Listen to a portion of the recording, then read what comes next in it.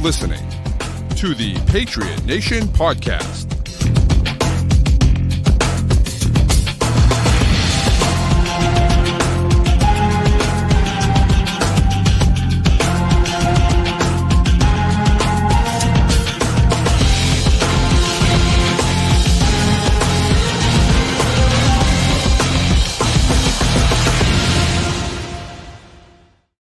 All right, welcome into another edition of the Patriot Nation Podcast. As always, you got Pat Lane here with my man Matt St. Jean, and it's not the legal tampering period anymore, but we're going to call it the legal tampering period because I don't know what the hell the NFL is trying to call it now. Legal tampering period's fun. It is. It is. Legal tampering is fun. Come on, that's great. So the legal tampering period has started, and the Patriots have been extremely active. Matt, I feel like it's been a pretty darn good day to be a Patriots fan. Yeah, and it didn't necessarily feel like it was going to be either. It went at a certain point earlier today.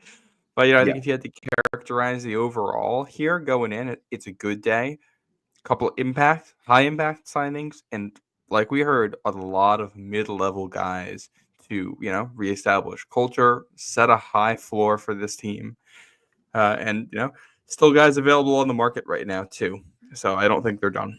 Yeah, and when that's the thing, look, my biggest thing going into this, my top three guys, and really you want to say my top four guys because everyone knows how I feel about Nick Bolton. I won't include him, but Ronnie Stanley, Chris Godwin, Milton Williams. Those are my top three guys.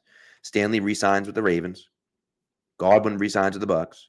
And the Patriots get Milton Williams. And, I think one thing that you can look at is the Patriots, in my opinion, were aggressive and they knew what they wanted, right? Chris Godwin left. It sounds like about $20 million on the table to go back to Tampa Bay. It's a lot of money to leave on the table, but the Patriots are aggressive. They wanted him. He wanted to stay in Tampa, and there's nothing the Patriots can do about that. That's not on them. They were aggressive. They gave him the best offer, and he chose Tampa Bay. What are you going to do? On the flip side of that, you have Milton Williams, who, Adam Schefter reports that a deal is imminent with Carolina. He's just working on getting it done. And they swoop in at the last second and say, whoa, like Lee Corso, not so fast, buddy. Right? And they swoop out and steal him from Carolina. I don't know what they did at the last second. I'm not sure how many more millions of dollars they put there, but clearly they added a few extra zeros, and here we are, right? And I think that for the Patriots to be aggressive in that way, and I think Milton Williams is a special case because he's a guy that's, he'll be 26 in a few weeks. He's still very young. He hasn't even reached the prime of his career yet. So, you're getting a guy for the next 4 years that you're hoping grows into his prime on your team. That, to me, if you believe in him, you can't pay enough for that guy. First of all, as someone who is 26 right now, that felt very good to hear. Entering my prime here. But yeah, no, big money there. Do we want to, I think, the series of transactions for the Patriots, everything started Sunday night. Yep. Because that's when, that's your final time to get things done before people hit the market. I think that's a good spot to start here for New England because you get a pair of moves last night that I think we expected. The first one, edge defender Harold Landry signing in New England, 3-year deal. I think a little bit more money than we expected, but a signing we expected nonetheless. Yeah, and I think, look, it's just money, right? It doesn't really matter. The Patriots have a ton of money, and I think you wanted to get this done with him, and you wanted to get it done before free agency happened, because once free agency really got into it and going, like you see the money that's flying around out there today, the price tag is only going to go up the longer, the more contracts are on the board. So I thought it was smart of the Patriots to get it done. Listen, Landry's a guy that had a down year last year and had 9 sacks. So, his raw rush win rate numbers weren't great. Bottom of the barrel. Yes. But he still had 9 sacks. And he was I think what PFF rated him as the 5th overall edge run defender in the league last year. So even if you're not getting the pass rushing from him, which, by the way, you got to remember now, new system, different system. last year. He's coming back to kind of a system that he's more accustomed to, here in New England, and obviously with Mike Vrabel, and Terrell Williams wasn't with him, but with Mike Vrabel. And so I think that could bode well for him. But I think, it's obviously a guy that Vrabel is familiar with, a guy that Vrabel likes. I think that we heard a lot of, we want good players, but we're also trying to build a culture in the locker room. He knows what type of guy Landry is. He's been around him. He likes the energy that he brings. He likes the work ethic that he has. And I think that, it made perfect sense for both sides to come together, for a deal, and it did. And I think that at the very least, even if Harold Landry is a terrible pass rusher, the Patriots have arguably two of the 5 to 7 best edge run defenders in the NFL. And that is pretty damn good, I think. Yeah. Well, I think what stands out when you watch Harold Landry, it's his effort and his speed on the field. Mhm. Like, one of the reasons why I think among qualified pass rushers, he had literally the lowest win rate in the league, but he gets a lot of sacks. Right. Why? Hustle and a lot of cleanup sacks. He's not necessarily going to be a guy who's going to get to the quarterback in 2.5 seconds and destroy a play. But if the quarterback's holding the ball for 4 seconds, he can loop all the way around. Yep. He can loop through the center, or he can run all the way around the edge and make a play. If the quarterback's trying to scramble, he's good at containing. Just a really solid fundamental player. And you see that with the run defense too. He can make plays all across the field with his speed. So he's a guy who I think is a high quality number 2 edge rusher because of that stuff. There was, I think, some comparisons to be made to Matthew Judon coming in. I don't think he has what Judon had coming in. I think Judon is just a better pass rusher. But Landry, better run defender, good in coverage, the way Judon was for that type of player. And excited to see what he's going to bring. Like I said, a lot of these signings are about raising the floor. And this is definitely one of those. Yeah, definitely a little bit sticker shock on this. Didn't expect this contract to come in quite this high. But yeah, one other thing to mention with him, he did tear his ACL like right before the 2022 season in practice, right at the end of August. So this past season was supposed to be the full-time bounce back from that, and you see it in the sack production, but not in the pass rushing. We'll see what's left there. He's still, he's not old. He's I think going to be 29 this season. Yeah, he turns 29 in June. So he should have some juice left to him, and hopefully with one extra year of recovery in there, maybe you get something out of him they didn't get in Tennessee. That's the hope, right? That's the hope. And a lot of times you see that it does take kind of an extra year for that guy to be totally ready, right? I mean, just think back to Brady in 2009. And Brady, of course, completely different position, obviously different player, but, Brady in 2009, I think, is a good example of came in and played well, but you could just tell he wasn't 100% right. 2010 obviously wins the MVP, and the rest is history. So I love the Harold Landry signing. Again, I think what you said is important. Free agency for us, for the Patriots, is about raising the floor of the team that you're on. And I think the biggest thing to remember about free agency is that you're not going to make a bad team great. It's just not going to happen, right? That doesn't happen. Saquon Barkley is the best free agent signing last year, right? And you could argue Zach Bond was a great one too. But both Saquon Barkley and Zach Bond made an already really good team even better. If Saquon Barkley had come to the Patriots last year, would they have been able to run the ball better? Absolutely. Would Saquon Barkley have been really good for the Patriots? 100%. Would they have been a Super Bowl contender? Of course not. And I they're going to win 5 games. right. And that's the thing to remember here is that we're not saying, oh my God, they're going to be all of a sudden they're going to be super competitive. Now, listen, that happened in 2001. They just happened to hit it right. Brady turned into Tom Brady, and every single guy that they got, all the mid-tier guys they got, Roman Pfeiffer and Mike Vrabel, and down David Patton, and down the list, every Antoine single one. Antoine Smith, all of them were huge contributors on a Super Bowl winning team. The chances of that happening again are minuscule, right? But you're just trying to turn yourself into at least a competitive football team, and that's really what free agency is all about. When you make the 0-1 comparison, it's not 1-to-1, but the modern example of that is Washington last year, a team that made a lot of really good mid-level signings in free agency that filled out the roster, and then a young quarterback was way better than anybody expected, and that part is what takes you over the top. The free agents are the ones that kind of provide the foundation to give the quarterback the opportunity to take advantage. Hopefully, the Patriots have done enough this year that Drake May will have that opportunity. I think obviously still a lot more. This is day one, so a lot more acquisitions to come for 100%. free agency and the draft. The second signing we saw in New England was not an outside guy, but it was someone who Drake May is comfortable with, and that's Austin Hooper. We expected this. He played well with Drake May last year. He knows the system. He's played for Josh McDaniels before. He's played for Mike Vrabel before. This seemed like a no-brainer, and it's a cheap contract to bring him back for 1 year. And huge fan of this one. Yeah, I mean, this is like exactly what you're looking for, right? Exactly the type of guy you're looking for. You talk about leadership in the locker room and a veteran guy being a leader, and I think Austin Hooper took on that role extremely well last year. I think that, he proved to be one of Drake May's most reliable targets all year. And I think that, do I love that? No.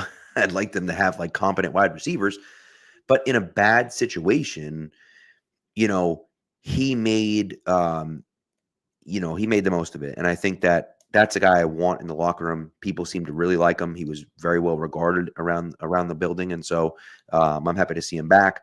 It's a 1-year deal. Who knows, right? Maybe he ends up signing for more or whatever. But I think it's a great thing that they got him back for another year. Yeah. And then the next move after this, that was it for last night, which, yes. Side note, the timing of that killed me. And when nothing happened, I go out to dinner with my girlfriend.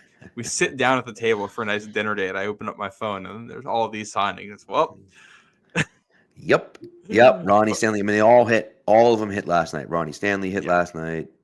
Harold Landry hit last night. Well, Ronnie Stanley was Saturday, and then that was Saturday. You're right. That was Saturday. But The weekend goes by so fast, man. The one move this morning was Patriots trading away Devon Godshaw. We knew he wanted out. The return is literally the bare minimum, a 7th rounder next year, but it's something. Yeah, I mean, this is one of those ones where like you're really nothing to talk about. Devon Godshaw wanted out. Patriots wanted him out. Didn't fit what they wanted to do anymore. And they basically just said, the Saints just said, wow, we'll give you like the least amount possible. And I think probably for the Patriots, they looked at it and said, well, it saves us $5 million. So sure, see you later. And I think that, no one was going to be a taker. They were literally going to just kind of cut him. And New Orleans said, yeah, we'll send you a 7th rounder next year. So that's what they did. So, yeah. And they don't even really save money. It's like a couple $100,000 they save this year, but it's $5 or $6 million next year that they'll save. Exactly. Yep. Exactly. Yep. So for a guy who was not a scheme fit, not a culture fit, I'll take it. Yep. Exactly. Yeah.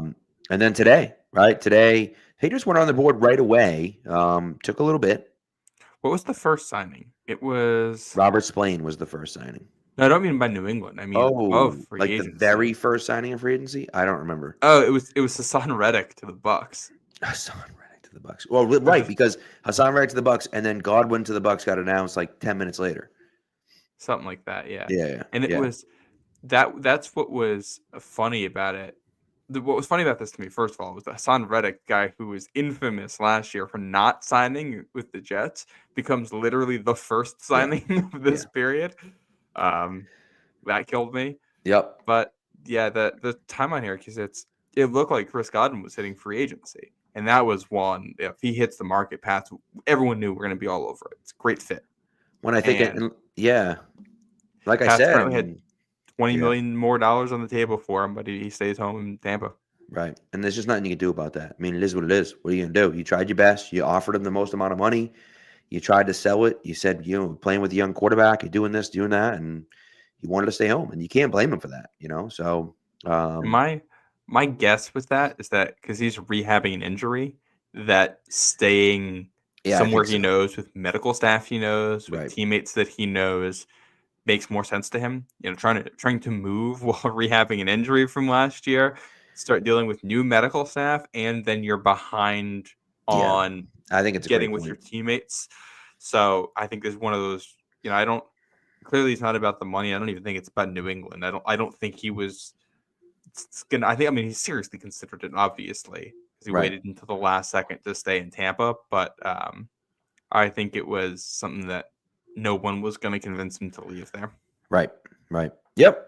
So, but the first actual signing by the Patriots that was announced, Robert Spillane, linebacker from Las Vegas, 3 years, $37.5 million with $20.6 million guaranteed. And I think that, look, Robert Spillane is kind of a throwback linebacker. He's an absolute, he's a little smaller, but he is a 229, run yeah. stuffing linebacker. And I think that, that to me is really what he brings to the table. He brings a ton of energy, and his once he goes downhill, my goodness, he is a freight train. That's first, because it's, when you think about Patriots linebackers, Belichick linebackers, you go for the bigger guys, and force equals mass times acceleration. Belichick usually leaned on the mass side of that equation. With Spillane, you're going the acceleration side. 100%. He makes up for being a little smaller by just getting there with speed and lunging into guys. There was a clip from the Browns game last year where the goal line rep, and he goes through a fullback who, it's a fullback. I'm pretty sure it was an offensive lineman playing fullback. He goes through him and hits the running back and stops him at the 1. Yeah, incredible. That's pretty sweet. Yep. Yeah, and that's to me, that's what you're getting. And so, listen, is he a phenomenal player? No, he's not he's not the flashy player, whatever, but he's a good run defender who brings a ton of energy to the defense. And for me, I like it. I like it. And so, you bring in Robert Spillane as your number one guy, or first guy off the board, I should say. Next guy is Carlton Davis. Cool. I go ahead. want to talk a little bit more about Spillane for Go a ahead, second.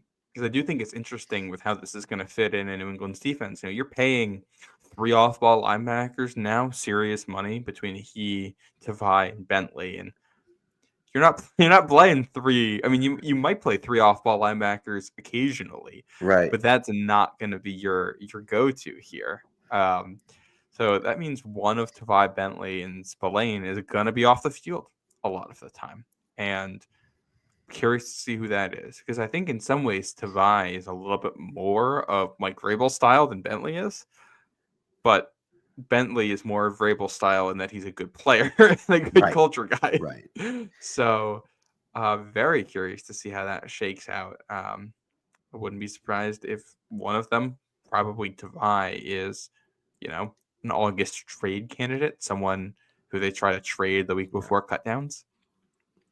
I think Tavai is the one that makes sense to do that. I mean, we saw what happened in the Juwan Bentley role last year with Jamal Tavai, and it was a mess. It was a complete mess.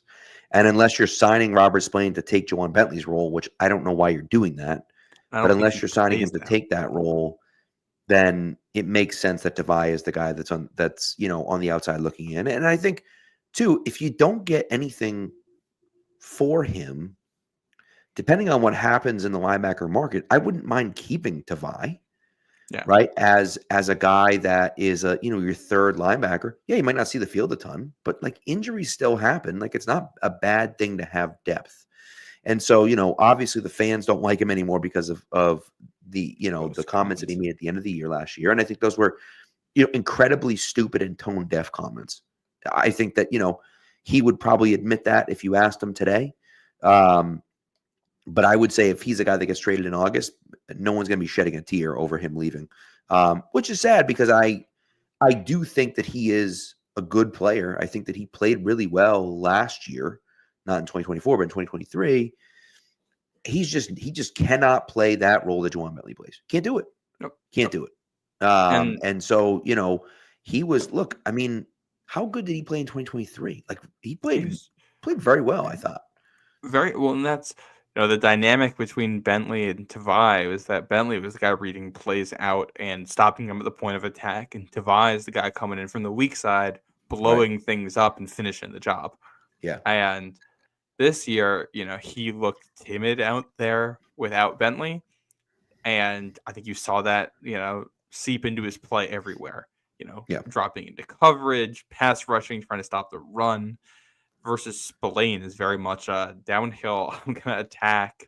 Like he plays the way Tavai did in 2023, Right. but faster. Yeah. And, the best case here might be that with a new coach, Tavai rebuys into the system, able to regain some credit with the fans.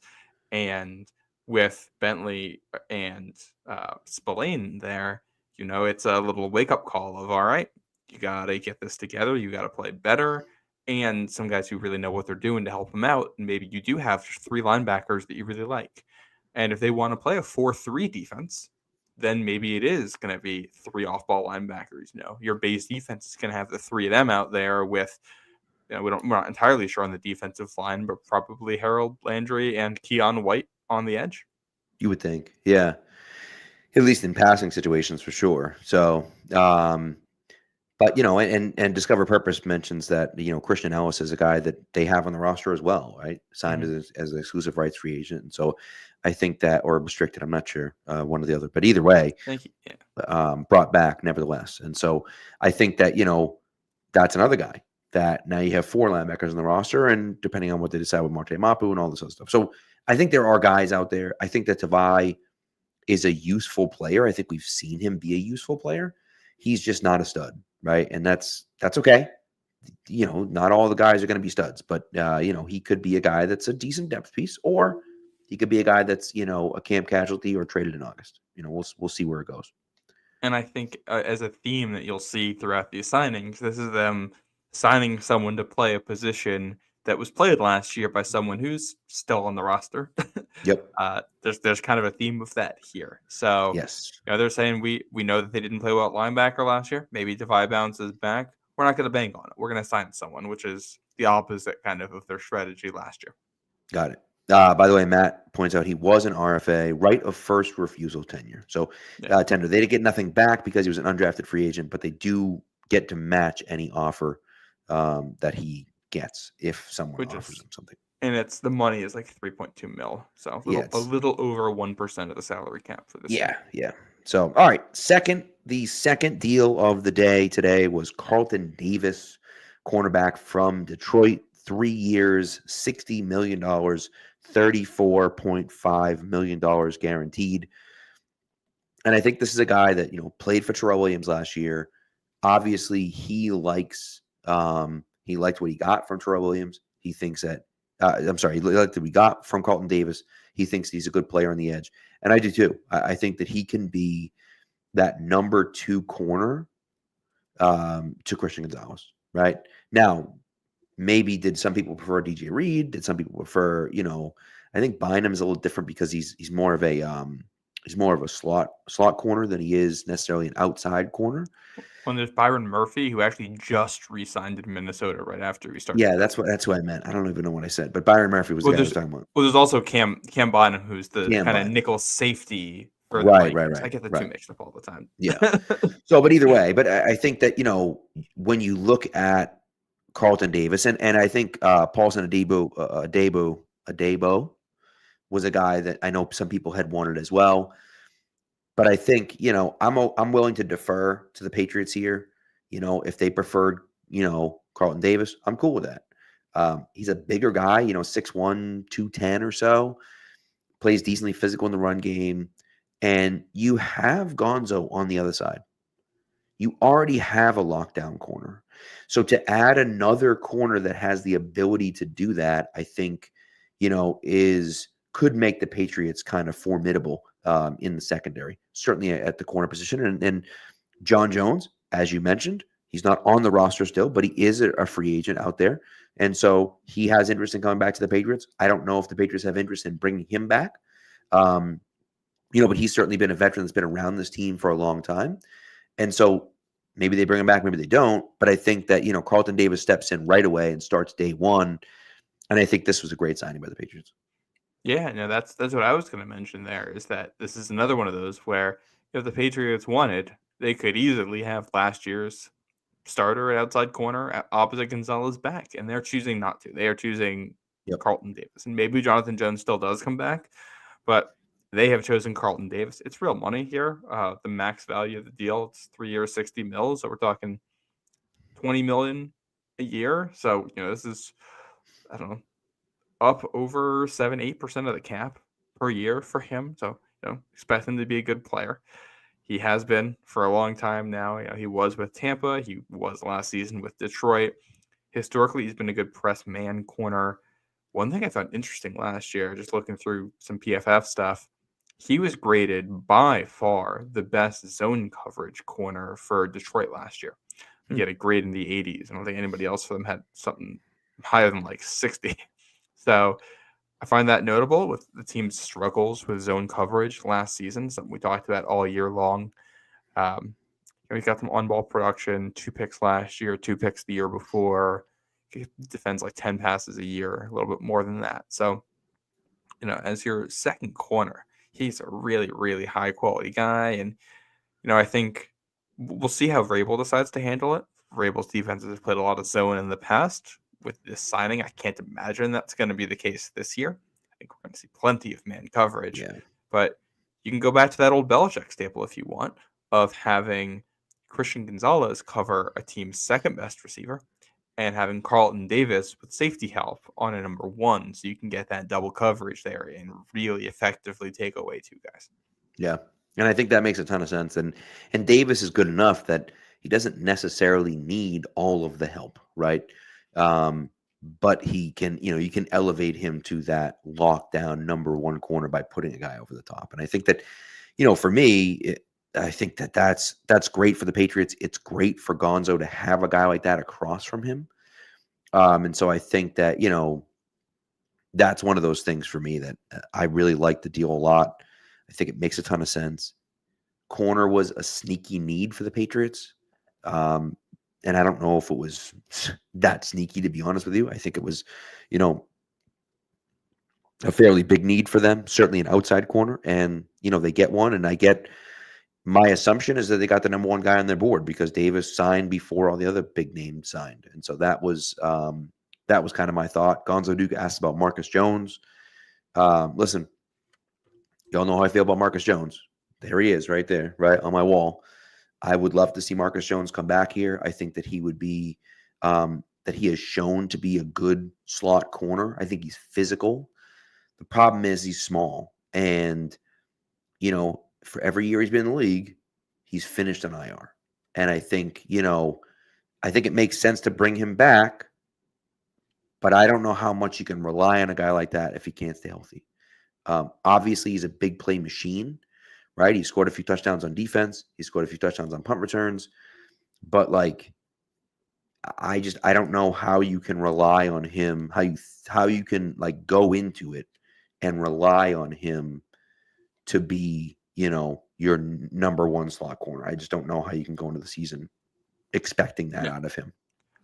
Well, and kind of the issue for Marcus Jones, his whole career, coming out of college too, he kind of sits in this middle ground where his skill set is better suited to be an outside corner. Right. His body type is that of a slot corner. But now you're in this situation with the modern NFL with so many, 3 receiver sets where you're trying to run the ball with tight splits that teams can bring him into if you want to play him in the slot, you can just bring him closer to the box and run in his direction. And that's just, he's not a great run. He tries as hard as he can. He's a great effort guy. He's just small. He's too small to play the run, right. Which might be, from Mike Vrabel's defense, he wants size. Yeah. So, he's not a bad player. I don't think he's going to get cut or anything. He's obviously, an all-pro special teamer. So, I think he's still going to be around. He's probably going to be your 4th corner this year if they add someone else, if they draft someone, or he'll be in this rotation, that they have him. We have Alex Austin, assuming they're still going to add more bodies at the position. I think Isaiah Bolden's still around. I'm pretty sure. Yep. So, we'll see what comes out of that competition next year. And, I think another question here is how much do they want to push this? Are they content having this be the depth at the position for this year and then you readdress after the year? Or you want to go add more before the season starts. I think they're going to end up drafting at least one corner from the stuff we've heard. I think you're probably right. But we'll see. We'll see. Yeah.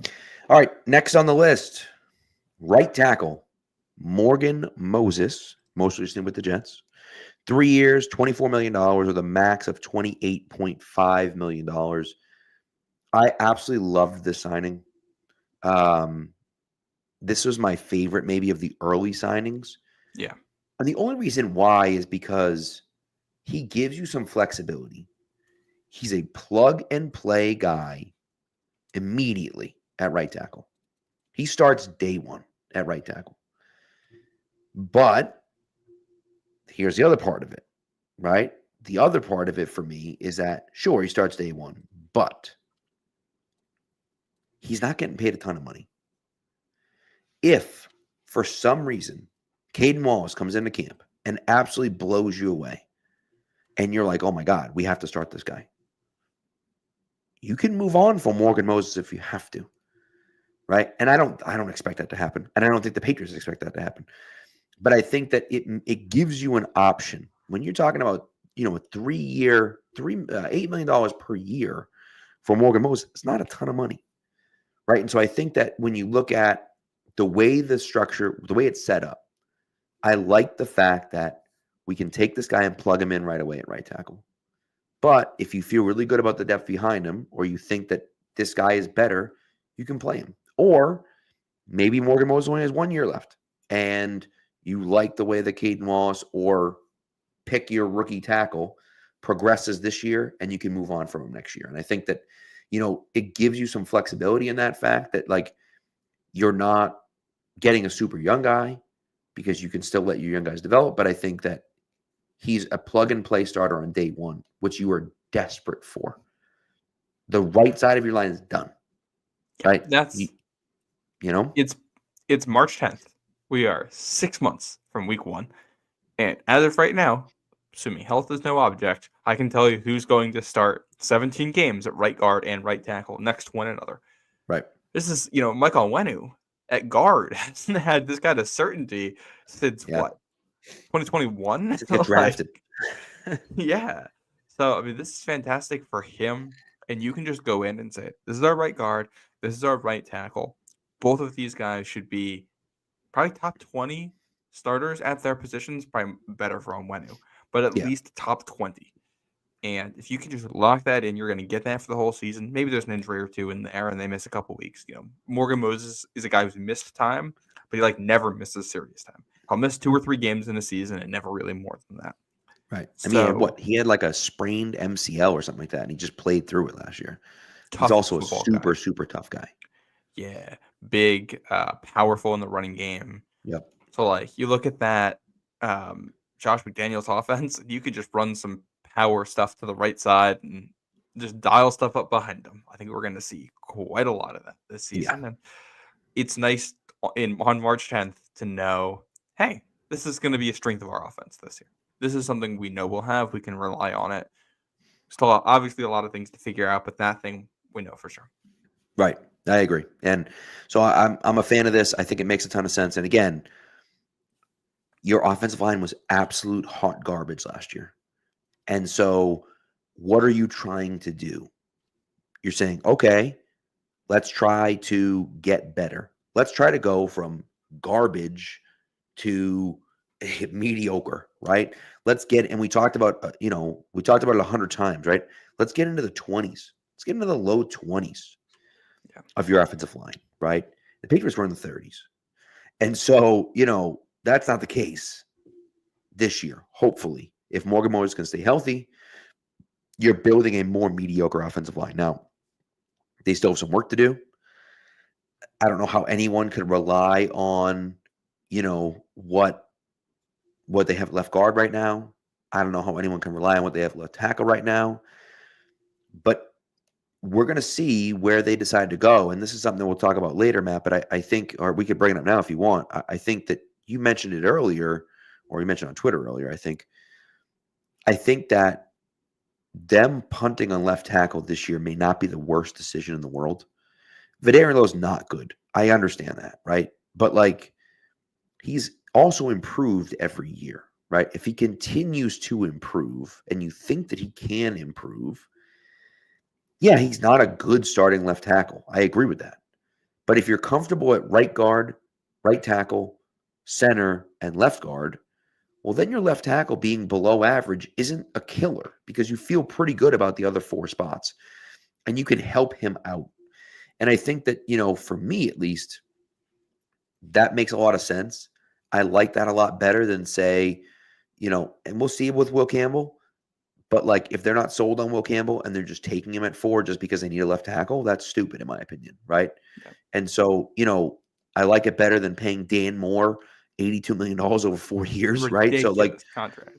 and so And it's insane, right? And that's the type of stuff that you don't want to fall into that trap. And listen, if we have to play with a left tackle that's not great this year, we can figure it out, right?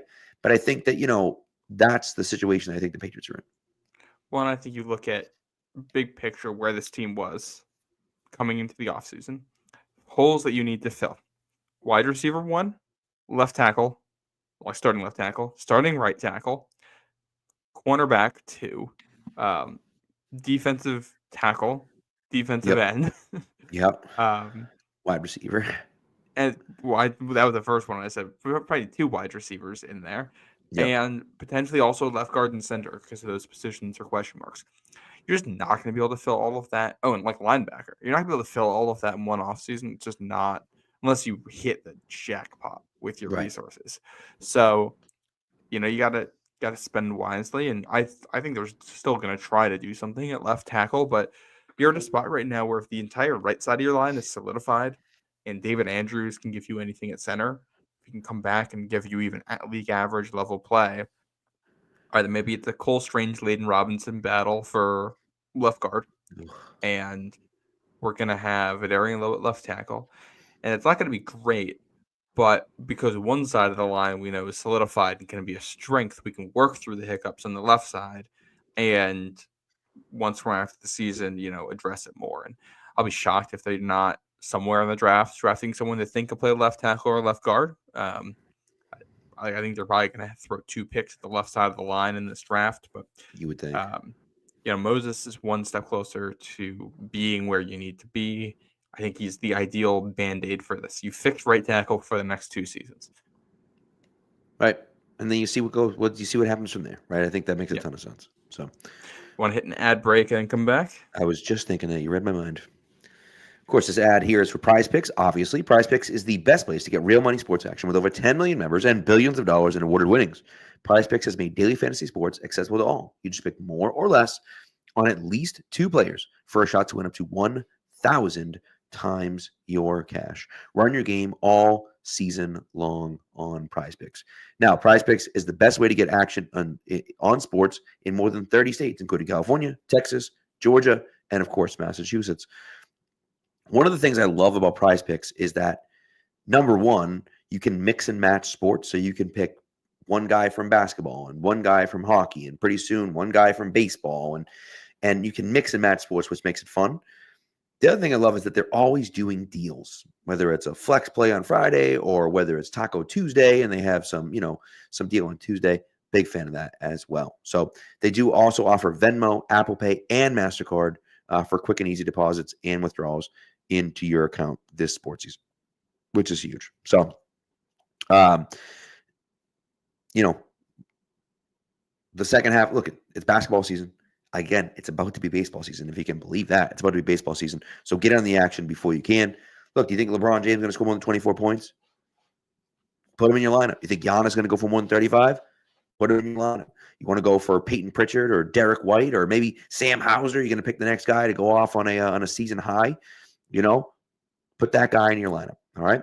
What you're going to do is you're going to download the app Prize Picks. You're going to put in the promo code CLNS. And when you play your first $5 lineup, you're going to get $50 instantly. You don't have to win that lineup. You just have to play the $5 lineup. So once again, put in the promo code CLNS.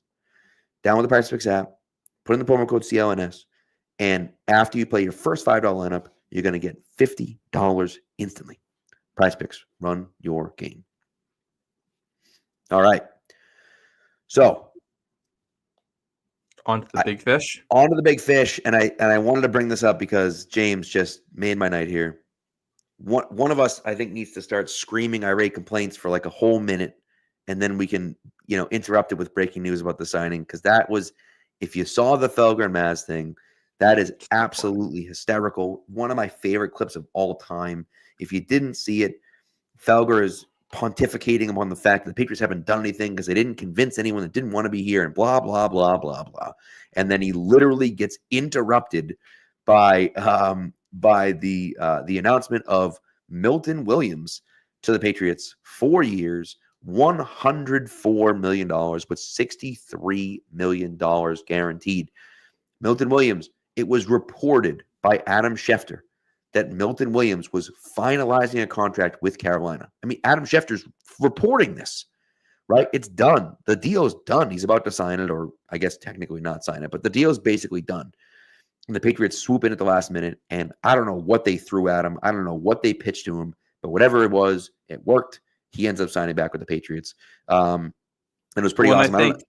Go ahead. I think we have to kind of walk through the emotions of this as a fan too, because we hit noon, and with all of the lead up to this day, it seemed like a near lock.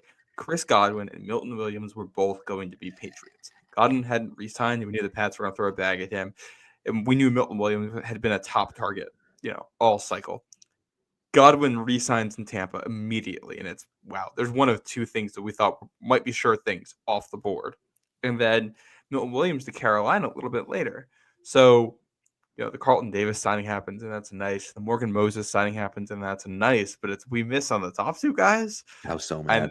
And then you get that Undertaker coming out of the coffin moment of, wait, it's not finalized in Carolina, and other teams are involved still. And that was when we knew there was a chance. And then you get that message coming across that Milton Williams is coming to New England. It's a pretty sweet moment for a guy who had probably the best game of his career in the last game any of us saw in that Super Bowl. A dominant performance against the Chiefs. Hopefully that's what he can bring to New England this year. And that's what we're hoping, right? And the Pat McAfee show, I don't know if you saw this clip or not, but Pat McAfee show had Rappaport on, and they're talking about, the free agent signings and who's left. And they said, Milton Williams signed with Carolina. And he's like, he didn't sign yet. And they're like, wait, what? What do you mean? It's reported. And he goes, no, that deal's not done. And he was like, what? And so they're all like, wait a second, hold on. Are we in like a source off? Like, what's going on? And he's like, no, I'm just saying it's not done yet. Don't worry. And sure enough, 10 minutes later, 20 minutes later, whatever, he comes to the Patriots. And that was one of those ones where a little shocking, a little exciting. I almost swore it was movie club. I host movie club on Mondays. And so it's just a few kids that I have a good relationship with that we watch movies on Mondays, talk about the movies and stuff. But anyways, I almost swore I didn't, but I was very excited when that came across. And listen, he signed for $26 million a year. Is it an overpay? Absolutely. Did they give him too much money? 100% they gave him too much money. Do you care? No, you shouldn't care. It's not your freaking money. And the Patriots have basically a bottomless vault of money. They literally have to spend money this year. They had no choice. They were below the floor. They have to spend the money. And so they got to spend the money somewhere. And this is the exact type of guy you spend the money on. And I mentioned it, Matt, 26 years old. He'll be 26 years old next month. It's a guy that's going into your prime. You're hoping that during this contract, he reaches his prime and becomes even better than what you've seen so far. And I think that's what you're banking on in this defense. And I think, first, I'll lay out the negatives first, then go into the positives, kind of the potential pitfalls here. Milton Williams is not necessarily the best run defender. He's good the last couple seasons. This year, his PFF score is abysmal, like 41 against the run. Not great. Yeah. He was one of the best pass rushers by win rate in the NFL for defensive tackles. He also was one of the least double teamed.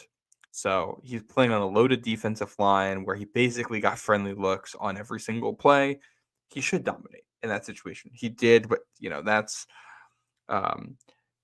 there's a possibility here that the Patriots just gave a massive amount of money to a guy who's a good rotational defensive tackle and not necessarily anything more than that. I'm still very optimistic on this signing for a couple of reasons. One, when it comes to like stability at positions, I think with Anthony Reinhardt, who was looking at this, like stability of PFF grades year over year, defensive line is one of the most stable. Once guys get good, they usually stay good. You don't usually see random fall offs or 1 year blips or things like that. And the developmental curve for defensive linemen is later. These guys aren't peaking at 22, 23, they're peaking at 26. So a Right. guy like him peaking this past season the way he did is to be expected, the way defensive linemen grow. And guys, when they reach their peak, they're usually are going to stay at or around that level. What that's going to look like when he's going to get double teamed in New England, I don't know. But obviously Christian Barmore remains a complete unknown at this point if he's able to come back to football. If he can't, I think Milton Williams can fill those shoes and be a really solid interior pass rusher for you. If Barmore comes back, you've got a potentially dominant interior pairing of defensive tackles against the pass. And then, if we come back to the top of the show, we're talking about Harold Landry as a guy who's a cleanup guy and a finisher. Now his job's a lot easier because if you got guys who can push the pocket or rattle the quarterback, all right, now you got an edge rusher there who we know is capable of rallying to the ball and cleaning up. You hope Keon White can develop into that role, and we assume that they are going to be adding more players at this position, in the draft, in free agency next year, the draft next year. So, really excited about this signing, and I don't think there's any way he lives up to the money, but that's fine. Yeah, I mean it's one of those things that like he's not going to live up to the money, and that's okay. But as I said, I think I said it in our group chat. Like, yeah, he might be the number 3 paid defensive tackle in football right now. Yeah. But by the end of his deal, he's going to be like the 15th highest paid defensive tackle in the NFL, and so you feel a lot more comfortable with it right there at that spot. And again, you're paying a premium because you've missed in the draft. You have to pay a premium on guys in free agency. It's just the way it works. And so I think that, that's one of those situations. I feel like for me personally, if Barmore comes back, you mentioned, a dominant rush. I mean, you think about, you put 4 guys in the line to rush, and you're talking about Harold Landry, Christian Barmore, Milton Williams, and Keon White. It's a lot of problems. That's a lot of problems, for an offensive line. And I think that's, that to me is one of those situations where if that's the case, I would love it. And Carson Davis asked a question here, if Carter is there at 4, would you still draft him after the signings today? And I think I would. If it was up to me, I think I would. And so, My feeling on this is that if either Carter or Hunter is there at 4, regardless of anything they did in free agency, that's your pick. Yeah. They're just too good to pass up on it. It's the way I feel about it too. Yeah. It's one of the frustrating things about Cleveland today. And I guess we'll get into that later, but Cleveland trades for Kenny Pickett, who maybe will be their starter. I honestly don't know, but like. Well, did you see, relevant to the Pats here, Adam Schefter previously had said he felt like it was basically a certainty that the Browns were taking a quarterback at 2, and he fully walked that back today. Did he? So, yeah. So I think the odds of either Carter or Hunter making it to New England at 4 are very, very slim at this point. I think as teams have gotten to learn more about Shedeur Sanders and finalized evaluations of him, he's just not a top 5 pick. I would agree. I don't think he's going to end up going that high. So, which also, you look at what the Raiders did with trading for Geno Smith. They are now out of the quarterback trade up stuff, and teams aren't acting like that if they think they're about to draft a quarterback. So I don't think anyone's trading up for Shedeur. Yep. I think what's going to happen is Cam Ward, Travis Hunter, and Abdul Carter are going to be your first 3 picks, and the Patriots are going to have to stick and pick at 4 without being able to trade back. That's my feeling on this right now. And it's probably going to end up being Will Campbell in that situation. And maybe it won't be, but I think that's probably what's going to end up happening. But we'll see. Yeah. Next signing here, stick on the defensive line with Kairos Tonga. Yes. This is a very small signing, 1 year, $2.7 million. He's bounced around. He was a 7th-round pick, I think, by the Bears. I think didn't make the team. Kind of bounced around, played in Minnesota for 2 years, was Arizona last year. He's a role player. Yep. He's a depth defensive tackle. This is like a guy who's going to be competing with Jeremiah Farms for time. But what I find interesting with him, looking at him, he's a big dude, like 338, I think. He's a way better pass rusher than a run stuffer. He's surprisingly quick for a guy that big. And he's got short arms. So he's not necessarily the best run stuffer, despite that weight. Yeah. Yeah, I don't know. We'll see. I think that, just a depth guy on the defensive line. I think that, we'll kind of see what happens with it. Stats are almost non-existent for him. I think he has a half a sack through his 4-year career and like 2 TFLs, right? So, it's not, and he's not a starter, right? So it's not like he's starting and everything like that, but like still, I think that, what the heck? I mean, take a shot at him if they like him and they think that, he'd be a fit for what they're looking for, fine. And if he isn't, you sign him for a 1 year, $2.7 million deal. It's really not a big deal. And he's not making it out of camp. And that's very real chance he doesn't make the team. Right. And that's okay. Right. And so this is depth signing. Exactly. So, all right, next up, Joshua Dobbs, I'm sorry, the Pastronaut.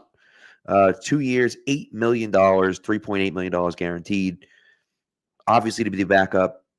Report, of course, comes out afterwards that Joe Milton is on the market. The Patriots are considering trading him. Look, I think Dobbs is a professional quarterback. Right? He's a backup. And so I think that, I think for me, they needed a backup quarterback. They got Dobbs. He's fine. He doesn't really excite me, right? But I think he's a good backup quarterback. And so it's one of those things where it's fine. He played for Tennessee when Vrabel was there, so Yep. Experience in that system, in that world. Good locker room guy, according to everyone. I think what's interesting, like stylistically, like he can run too. Like he's a mobile guy.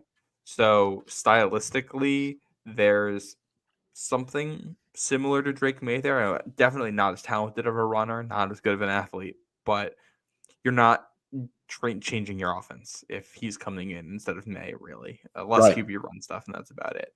Yep. So, yeah, I like this. I initially thought when I saw the signing that this was just a veteran backup they were going to bring in to kind of see if they wanted to keep 3 quarterbacks or fight for a job in camp. Like Dobbs is not a guy who necessarily even makes a roster. Like he's bounced around the league. Yep. So, and if his contract, this is not a guarantee to make the roster. So you see the report come out that Joe Milton might be on the market here.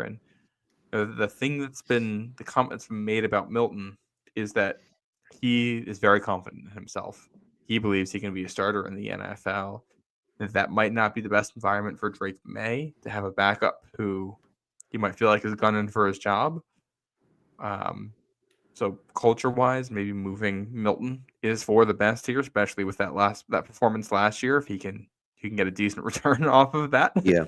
I find that interesting.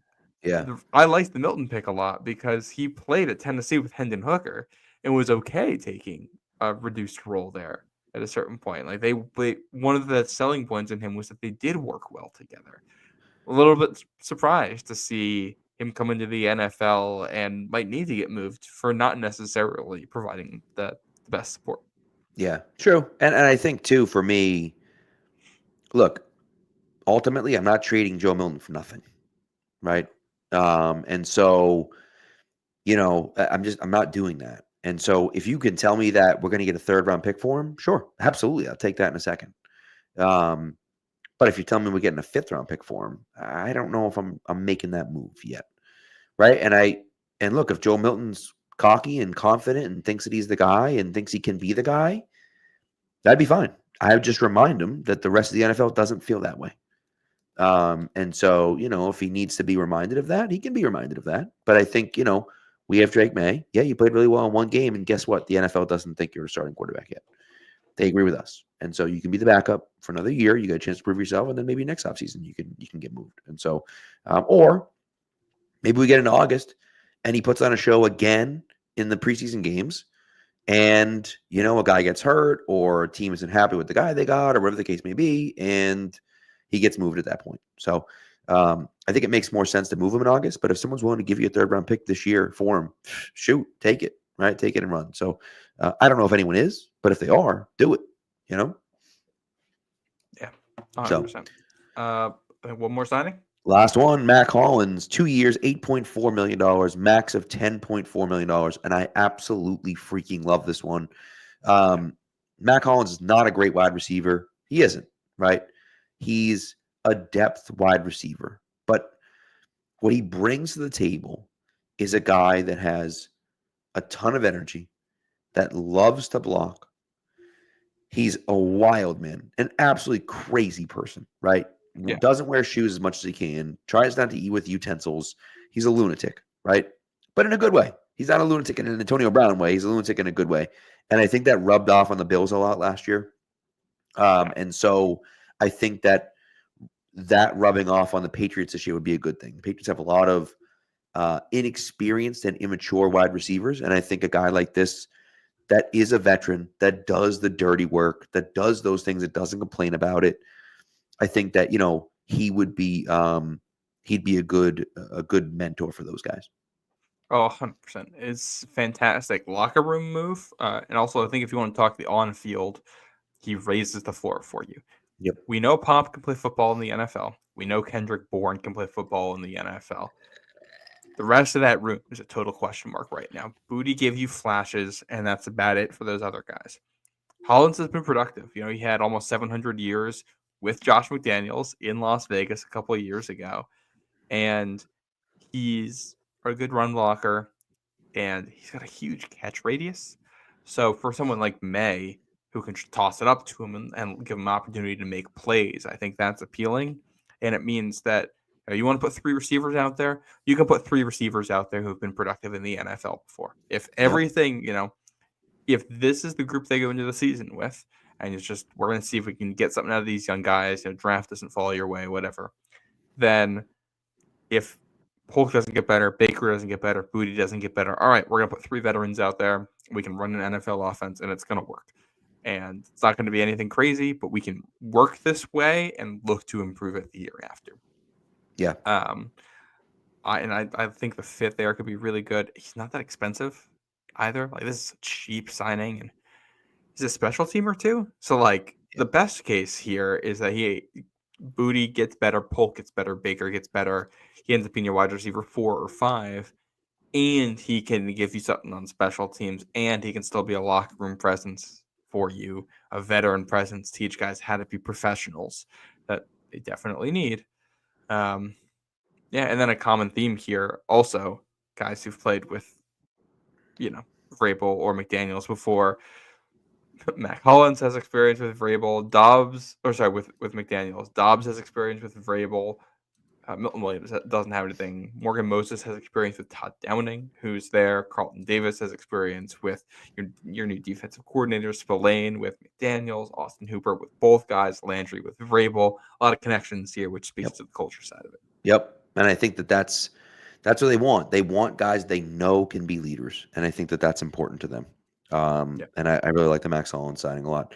By the way, TD's saying that he saw a Mike Giardi interview talking about trading Milton Williams. He's asking about trading for Jacoby Myers. The problem with trading Milton to Jacoby Myers is that he's not going to want to go to Vegas because Vegas has a starting quarterback. And so I don't think that makes a ton of sense. I don't mind trading for Jacoby Myers. I just don't think trading Joe Milton for Jacoby Myers makes a ton of sense. Well, I don't think you're trading Joe Milton because Joe Milton, you're not trading him somewhere to be the starter. You're trading Joe Milton because you need Drake May to feel comfortable. So that's fair. I don't think it matters if Milton can be the starter. I also feel like I don't necessarily, as long as it's collegial competitiveness, I don't mind Joe Milton thinking he can win the job. Yeah. I don't mind that. As long as he's being a good teammate and working his butt off, I think he can make Drake May better than he even is. I think that's good. I don't mind that as long as he is not being a cancer to the team, right? As long as he's not complaining about it, as long as he's not outwardly talking about it. To me, I think Well, that would be I'd be okay with a little competitiveness in the quarterback room. Well, I think you also want room in the locker room for May to grow. Milton is a very charismatic person, and you might not want this to be a situation where Milton's just taking up space in the locker room, and because he's a good guy and charismatic, and people like him, Yeah. when May doesn't necessarily have that opportunity to step into that role. It's also where I think Dobbs is helpful, just because he's a professional, been in the league for a while, knows that side of things, and whether or not Milton stays, when you got multiple young quarterbacks in the room, having somebody who has been around for a while and knows that stuff. That's fair. That's fair. Helpful to set some ground rules too. So I like that. Um, yeah, I had mentioned before, by the way, the whole thing about signing guys who had kind of over a role that they had last season. Carlton Davis, or I mentioned Carlton Davis, Morgan Moses is like, they could play Cade Wallace at right tackle if they wanted, but they're not taking that chance on that. Or DeMonte Jacobs Correct. is back. I don't think they were ever going to do that. Uh, Milton Williams, they had Devon Godshaw. They're just straight up replacing him. Tonga kind of feels like an Equale replacement. Equale's a free agent. They could bring him back. They haven't. Yep. Joshua Dobbs, that's you could bring back Jacoby Brissett. You 100%. could bring back Joe Milton. Nope, we want him. And Mac Hollins is very much, hey, we got 4 young receivers in the building who could develop. And they're not sitting by to see if those guys develop. They're just signing someone who can play. Which this is kind of this year's KJ Osborne, if you will. But I think Mac Hollins has. The issue with Osborne is he had the same skill set as every other player on the roster. Yeah. And Holland's a different skill set, and he's a special teams guy.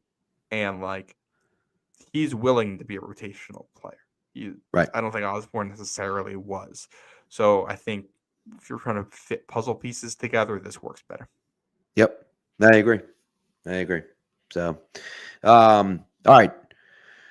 So let's take a look into our crystal ball. Take a look at the future here, and see the guys that are available at left tackle. You got Cam Robinson, Jedrick Wills, Mekhi Becton. Not sure where he's going to play, whether it's going to be guard or if he's going to try to make the switch back to tackle.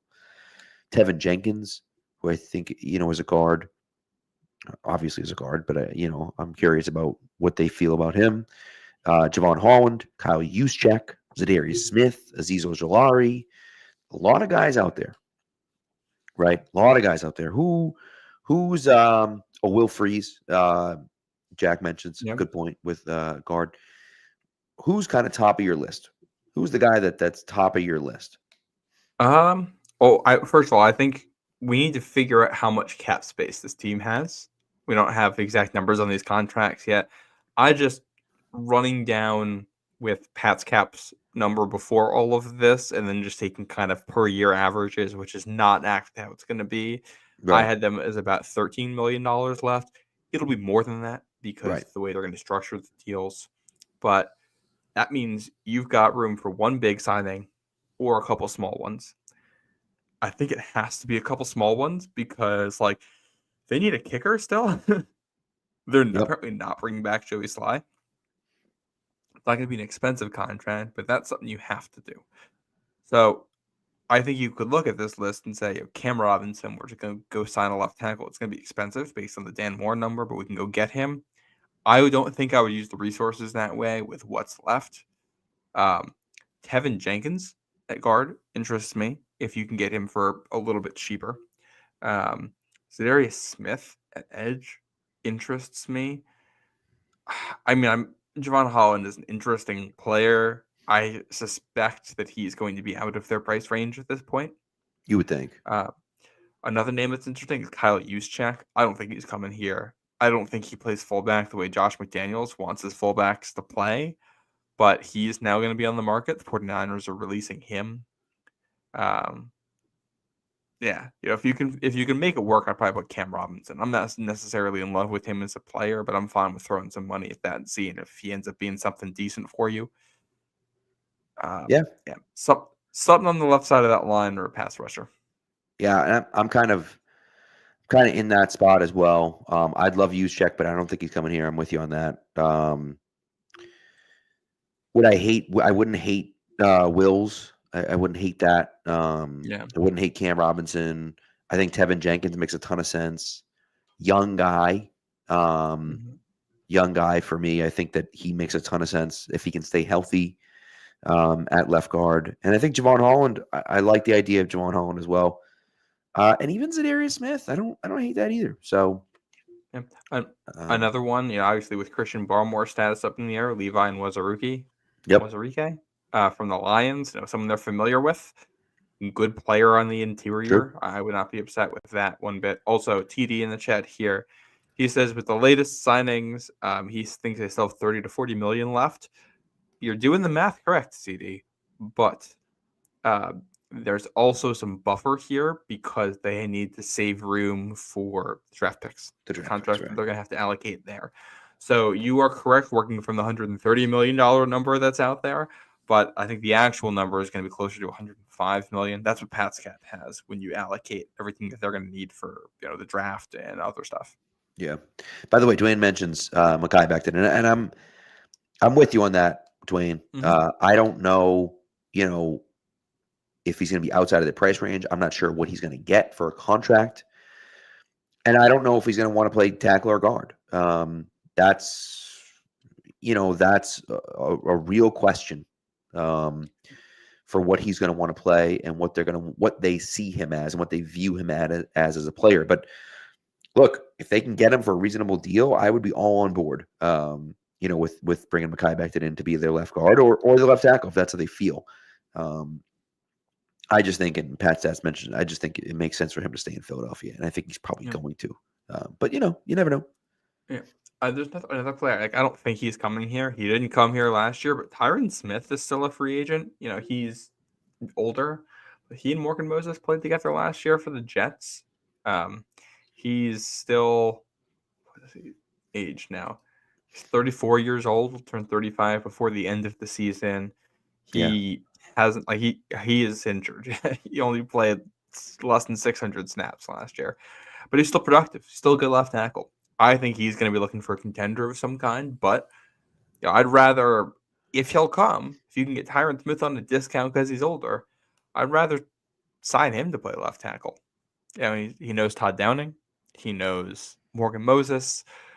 He's a higher level player than Cam Robinson, and you might be able to get a 1-year deal there and band-aid the problem for a season and kick that can 1 year down the road with the way this draft class looks. It's a fair point. It's a fair point. Yeah. So, yep. So we'll see. We'll see. I think the one guy for me that I want to just chat about or mention before we go is Cooper Kupp. I think Cooper Kupp makes a ton of sense for me. I think he's what the Patriots want.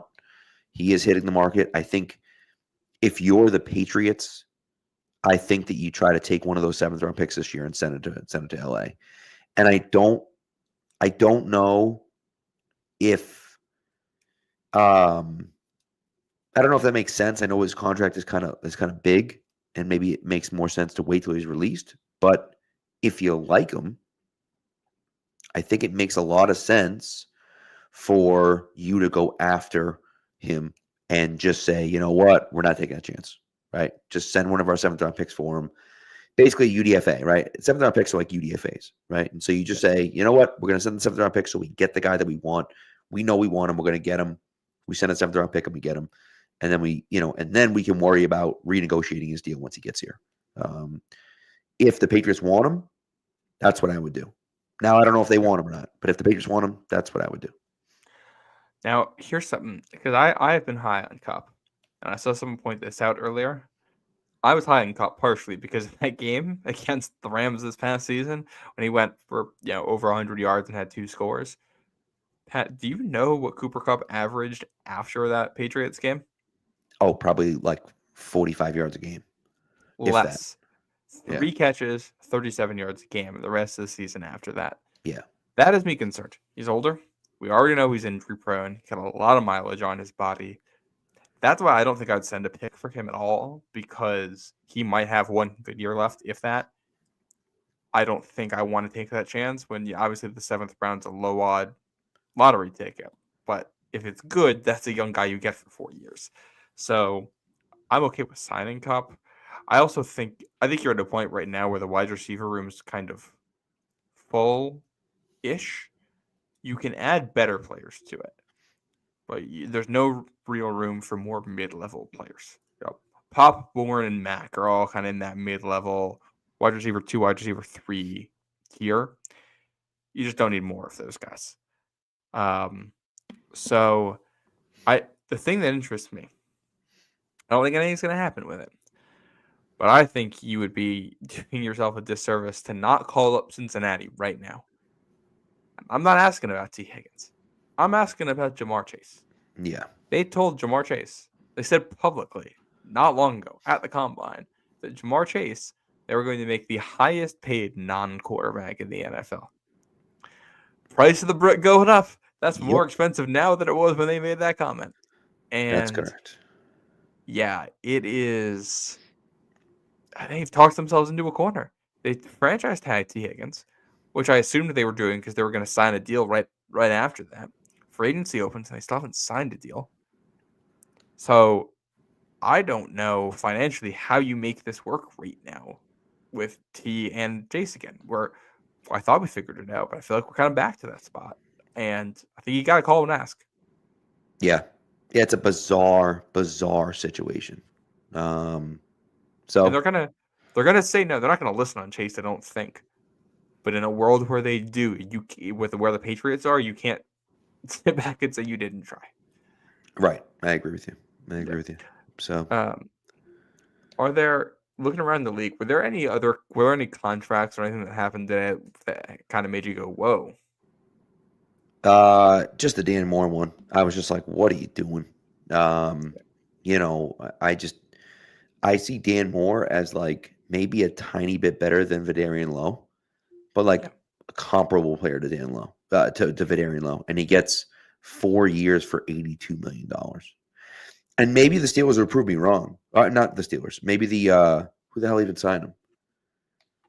Who the hell signed him? Did the Jets? No, it wasn't the Jets. What the hell am I doing? Panthers. The Panthers. Thank you. Maybe the Panthers will prove me wrong. But no, sorry, the Titans. Oh, it was the Titans. You're right. Yes. I'm getting my powder blue teams in the South mixed up. I was like, who the hell signed him? So yes, maybe they'll prove me wrong. And again, he's 26. He'll be a guy that turns 27 when the season starts.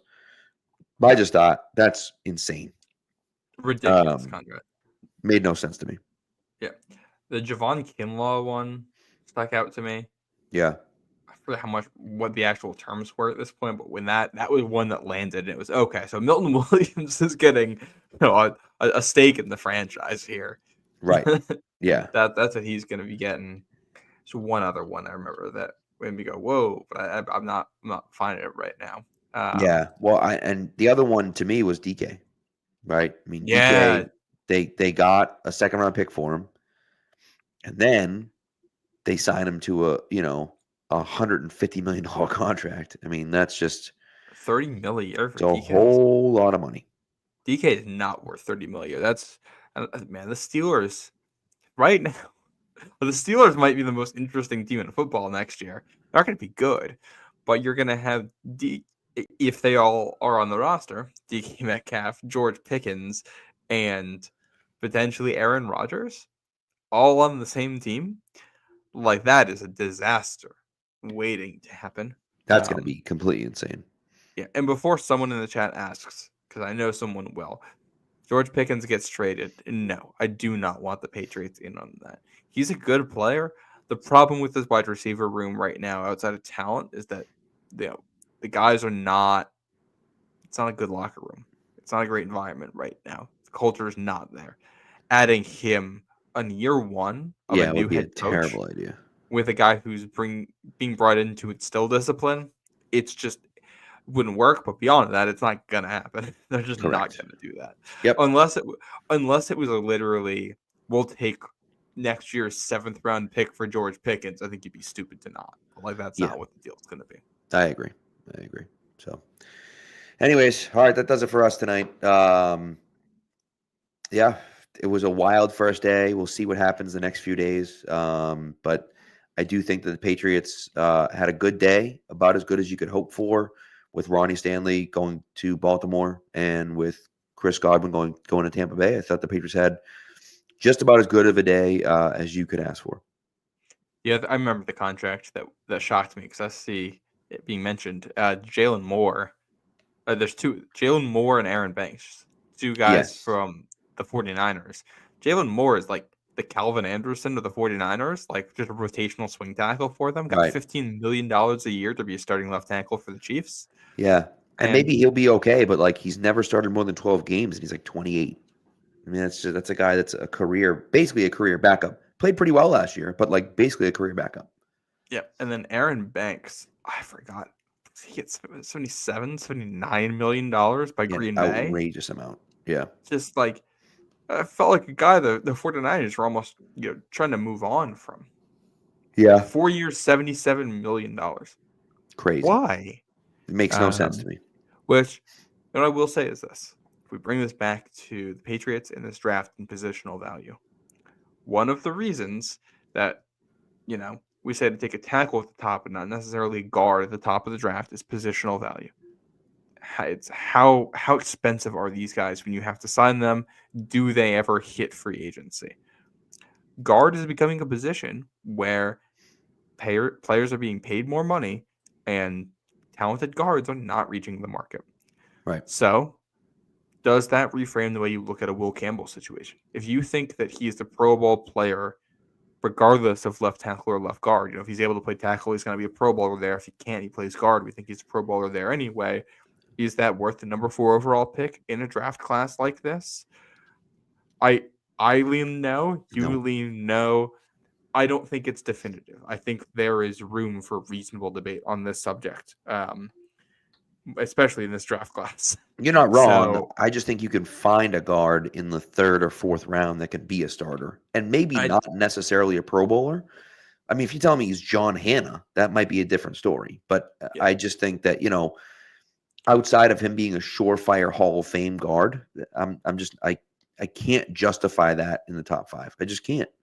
Well, and I agree, but I do think that, the way the NFL landscape at these positions looks now is not how it looked 5 years ago. It's a different world, and I'm open to it being potentially a correct pick. Yeah. Listen, if that's what they decide, that's what they decide. I'll live with it. But I don't love it. I think Mr. Drummer says that, the Patriots don't have a great history of drafting and developing offensive line. I would completely disagree with that.